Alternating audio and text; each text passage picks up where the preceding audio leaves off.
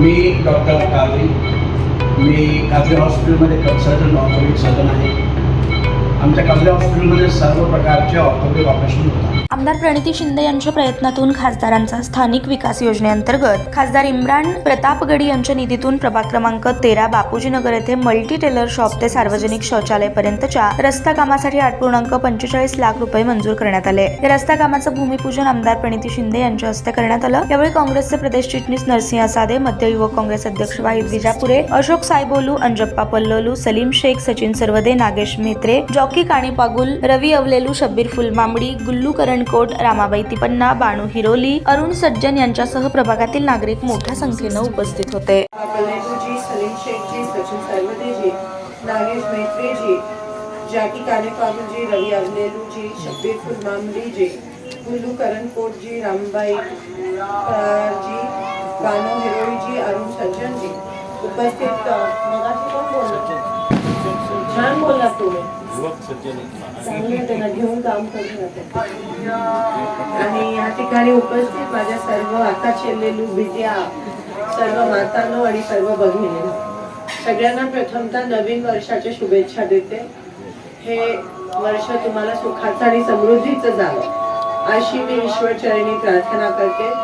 सोलापूरला पाणी मिळावं, महागाई कमी व्हावी, रेशन दुकानात माल मिळावा आणि पुन्हा एकदा ह्या देशामध्ये काँग्रेसचं सरकार यावं अशी मी ईश्वरचरणी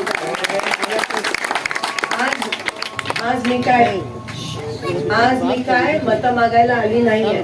आज इलेक्शन नाहीये, प्रचार करायला आली नाहीये. मी तुम्हाला शब्द दिला होता की मी हा रस्ता करीन आणि त्या रस्त्याचं काम सुरू करण्यासाठी मी इथे आले.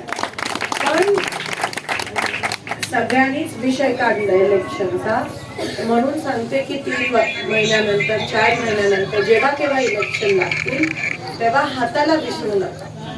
कारण बघा, तेलंगणा आणि कर्नाटक मध्ये हाताची सरकार आली आणि तिकडे हाताची सरकार आल्या आल्या रेशन दुकानामध्ये महिलांना 2000 रुपये द्यायला सुरू केलं, गोरगरिबांना पैसे द्यायला सुरू केलं, गॅसचं दाम कमी झालं, पण बस पण फुकट झाली. पण मोदी आल्यापासून आपल्या देशात महागाई वाढली.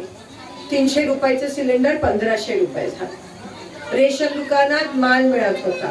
दसरा, दिवाळी, ईद च्या वेळेस साखर पण द्यायचो आम्ही, पण ह्यांनी पूर्ण माल बंद केला. आठवडा मजुरी बीडी कामगारांची बंद झाली कारण का त्यांनी नोटबंदी केली. बेरोजगारी वाढली आणि सोलापूरमध्ये बीजेपी आल्यामुळे तुम्हाला जे 2 दिवसात पाणी मिळायचं 8-8 दिवसात तुम्हाला पाणी मिळत नाही. लाईट बिल, ज्यांच्याकडे लाईटच नाहीये त्याला बिल येत आहे आणि एवढं येत आहे कारण का वरती कोळसा, अदानीमुळे कोळसा आपण बाहेरच्या देशातून मागवतो म्हणून तुम्हाला लाईट बिल जास्त येतं. हे आपल्याला कळत नाही, पण असं यांचं षडयंत्र चाललंय. ताज्या बातम्या पाहण्यासाठी प्राईम महाराष्ट्र न्यूज चॅनलला सबस्क्राईब करा.